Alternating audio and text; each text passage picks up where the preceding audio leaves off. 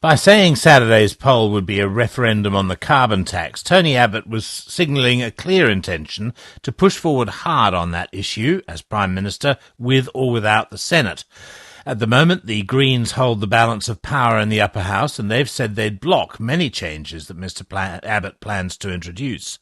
But that position could be under threat because of a complex web of preference deals thrashed out between the many small parties fielding candidates. The Queensland National Senator Ron Boswell argues that the backroom deals don't always deliver the results that voters want, and he says the result is far closer to anarchy than democracy. Ashley Hall reports from Canberra. There are now so many Senate candidates in New South Wales, the Electoral Commission has had to reduce the size of the printing on its ballot papers and supply magnifying glasses. To some people, it's evidence of a vibrant, broad-based democracy in action. But to the Queensland National Senator Ron Boswell, it's anything but that. It is a lucky dip, the way it is at the moment. It is a lucky dip. Under the electoral rules, each voter has the option of either numbering every box according to their voting preference or simply marking one box above the line. If they do that, their preferences are directed according to the official ticket, which is negotiated by the parties and registered ahead of time. Senator Boswell says many of the so-called micro-parties have entered such complex preference deals that it's hard to tell where your vote will end up. For instance, you may vote for a shooters party and end up with a family first, or you may vote for family first and end up with a car enthusiast party.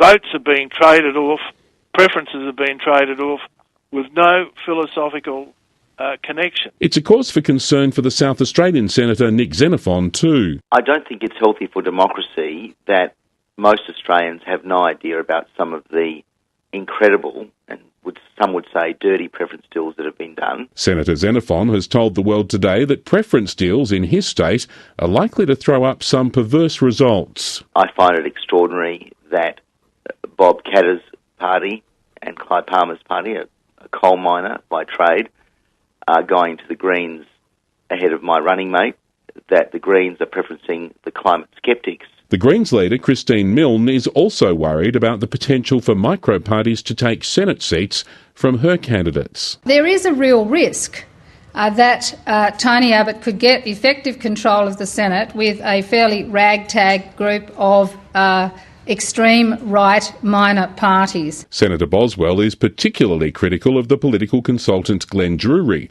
who's helped strike some of the preference deals, accusing him of operating outside the spirit of the Electoral Act. Mr Druery sees things differently. Really, I think this is just spin on the part of the good senator. Senator Boswell's concerned that the LNP will not achieve three quota in Queensland. I don't think they've got anything to worry about. They'll get their three senators elected, and we might just see one or two minor parties elected around the country, which to me demonstrates community will. He argues that because of the complex preference swap deals that go on, that in a sense the voter may not actually get what they're voting for. How do you respond to that? Well, I think he's got a point, and so do you. One Nation, for example, may be responsible for the Greens having the balance of power, having sent preferences to the Greens before either of the other majors. Is that a true representation of what the people choose when they mark their ballot paper? Well, you've got to understand that the group voting tickets are on display for the public to look at. Any voter can go and do so at the place where they vote, or it's all available online. So, there are no secrets here. It's all out in the open. But Senator Boswell questions how many people will actually check how preferences are allocated before they vote. Yes, well, if you think there's going to be 13 million people look up a preference deal, I can assure you there won't be. If you accept that it's a problem, Senator Boswell says the best way to fix it is to ask a parliamentary inquiry to conduct a wholesale review of the Senate electoral process. Senator Xenophon would like to see some consideration of a system that doesn't force voters to preference parties unless they want to. But Glenn Druery says if there are changes to the system to be made, they should focus on making it harder for smaller parties to register for an election. In the meantime, he says you should expect some surprise results on Saturday. We may see a curiously named party in South Australia called the No Carbon Tax Climate Skeptics Party, they've done some very good deals. They could be elected in South Australia. If Xenophon pulls substantially under a quota, they've got a chance. That is Family First. Queensland, you may see the Fishing and Lifestyle get up, or Qatar. Palmer would have to pull a quota somewhere 7 to 9% to get up. He doesn't have many good preference deals coming his way.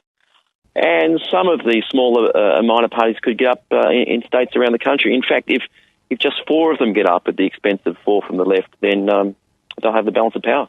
Ashley Hall.